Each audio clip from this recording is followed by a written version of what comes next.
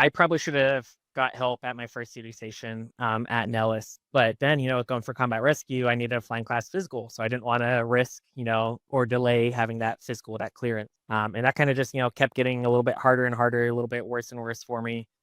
Really felt at Edwards, and this kind of goes into like, the 2013 timeframe was such a weird time where, like, because of our manning, because of sequestration and layoffs and all that kind of stuff that happened at that time, like our manning was such that, like, as a second lieutenant, I was in charge of this unit. Then at Edwards, like as a first lieutenant, then captain, like I was the group command equivalent for maintenance for a short period of time. And like having that level of responsibility without having really that context around what everything goes into it, plus just the overall well-being of our airmen and our organization as a whole, like how poorly 2013 again onwards impacted them, in terms of, trusting leadership, in terms of having resources, in terms of having manning, just kind of seeing like the number of self-harm, alcohol issues, just kind of all these negative trends, and how people are just kind of railroading maintenance to be like, hey, make this happen.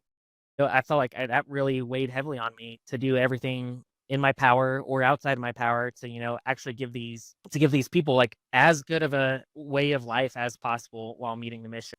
That kind of got to the point where I actually applied for weapons school for Amos, right, as a break from the test environment. This at Edwards was like, I need a break. I need to go do something easy. Let's go to Amos, right? Doesn't make sense, but this was going to be less stressful. Like it's different, right? The level of stress, like, hey, I'm only in charge of Yeah. myself, dude. I'll take that stress all day, every day. And same thing at pilot training. Like, hey, that was stressful as hell, but like I'll take myself stress over like worrying about everyone else like any day.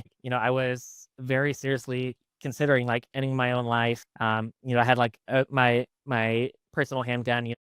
Never was at the point where like, okay, I'm ready to pull the trigger, but it was like, does this feel right? Should I do this? And even at Amos, like I was cutting myself at that time because like needing some kind of release from like this building. I don't know, the building depression that was growing inside me at that time. So at Edwards, met and married my wife, went to Masawa. At that point, we're kind of talking about having kids, and yeah, I'm able to start sharing some of these feelings that I've had that I don't share with anyone. Sharing those with her and kind of communicating through that, and really reflecting on, who I want to be as a dad. My dad was a great dad, but definitely like he probably could have benefited from therapy, just like basically everyone can, in terms of like, controlling temper, in terms of like being present, in terms of being emotionally available. Yeah, I wanted to be someone who could do all those things and be all those things for my kid. That ultimately got to the point where, Ashley and I were talking about like, hey, do I just get through pilot training, get winged, and then, I'm more likely to be able to keep my wings after getting help? Or do I just get help now, realize that I probably won't ever have the opportunity to get wings based off A, I'm a major select at this point, and B, like just how long that takes to get off your record to be able to be eligible for your flying physical again.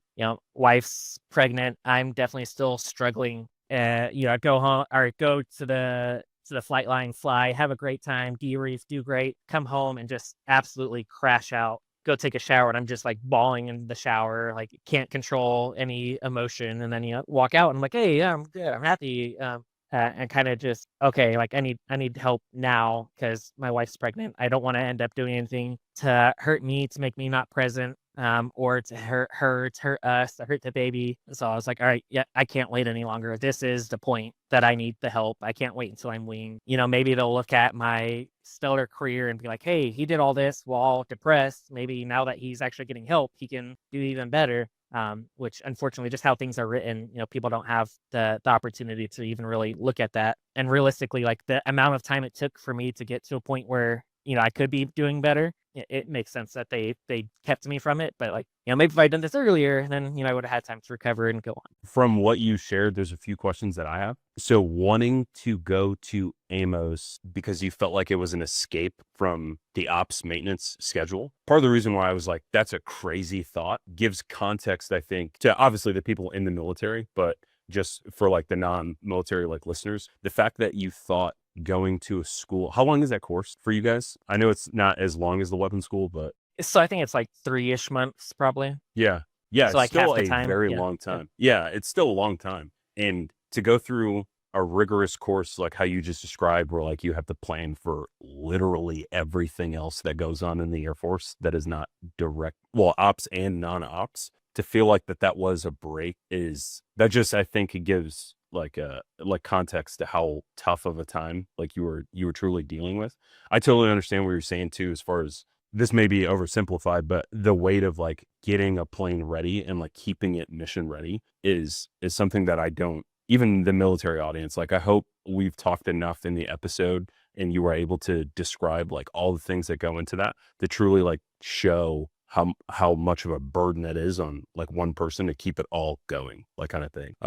I don't want to undercut like the military's like mental health services. I think since at least I've been in, and it sounds like since you've been in, it is essentially 10 times like as far as like resources and stuff like that. Generally speaking, I do think the military kind of has to take a different approach when it comes to aircraft versus like people who are in aircraft versus like people who are not, because a pilot who is dealing with depression, they're like, this is a, $20 million aircraft that he could drive into that to the ground, like not to get graphic or anything like that. But, that does raise the question though of like, what were your guys' resources? Because at our unit, you fly, you're in special operations, like you have this wheel of things that you can now employ. And so I'm curious on if that is openly available to you guys as big Air Force, quote unquote, as it was to us. yeah. It's kind of interesting, because I think ops at the same time has more resources and fewer resources, just based off like what you're allowed to disclose, not just mental health wise, but physical,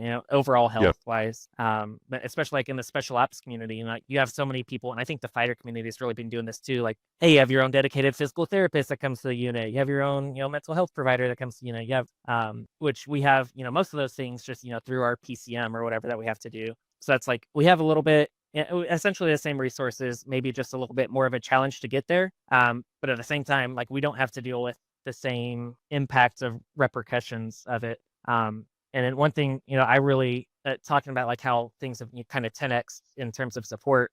When I was first in and leading, like the mental health community very much like kept the regulations that drive like their decision making like very close hold. And when I was going through, I was talking to that with like my psychiatrist or whatever, and she's like, "Oh yeah, here, there's an app for it." And it's like, okay, cool. I can see exactly what the criteria are, what I can say, what I can't say. And Huh. what the Yeah. impact's going to be based off what I do as a career. So like I can see like, okay, well, if I have a major depressive disorder diagnosis as a wing pilot, I have to be off medication for 6 months to be able to fly. And if I'm not wings but I'm in training, okay, I can't, basically like you automatically go to, whatever. So I think the transparency is increasing, but it's still not to the point where like that resource should be readily available. People should know and be able to make that informed decision of like, hey, I know I'm going to lose my job based off this, or I know I'm not going to, because I think kind of the company line is like, 99.5% of the time, no career impacts. And it's like, okay, well, I don't know what that 0.5% is. Yeah. That statistic is, I believe, I think they probably include a lot more into the denominator that maybe shouldn't be included. Don't know that, but my guess is that that's probably a little bit, having that understanding, be able to make that decision for yourself of, is losing my career worth not losing my life? It should be. But every person's in their own headspace, right? And like, okay, I can push a little bit longer. I can push a little bit longer, or okay, no, I can't. But now the second piece of that is like, as an officer, I always like pointing out like I have a lot more flexibility of getting those resources, and controlling my own schedule than a maintainer on the flight line do, right? So I work essentially 12 to 14 hours voluntarily because my people do. And to the extent possible, I keep my folks from doing that. But like at any point during the day, I can schedule employment. I can go do whatever. Not the case as like as enlisted air crew. Like I'm sure even for you, like I can't just be like, oh, I have an appointment. I'll see you. Like, okay, there's so many different levels of the chain of command that have to approve it. And do I want to say it's a mental health appointment? Will they let me have time off if I don't say it's a mental health appointment? So many different layers that go into that kind of restricts. Obviously on your side you have your own restrictions, on the enlisted side you have your own restrictions. That's to say, like, I think so much of, and this is probably like all the weight that I'm putting on myself, right, is like realizing how fortunate and how lucky I am to be able to do this kind of thing while understanding the impacts of my career very detailed, very in depth, and still having that kind of locus of control. I think it's something I definitely never took lightly, when I was considering, getting help or not. What was like the switch in your mind that you were like, all right, now it's time for me to like actually go get help, regardless of the consequences that are either perceived or true, how, like, whatever. Yeah, I think ultimately it's having a very pregnant wife, a soon to be son. I mean, it was like kind of the same thing. Like nothing was particularly worse about my symptoms at that point compared to anything else. It was just, very pregnant wife and the fear of, again, not being there or doing something that's going to jeopardize their health as well. And yeah, I won't get too graphic about it, but like the intrusive thoughts, like while driving or whatever, just kind of that, like the big difference between like, hey, I want my kid to have the best life, and I think his best life is probably with me in it. But if I'm in it, I don't want to be a dickhead. So how do I not be a dickhead? Now it's time.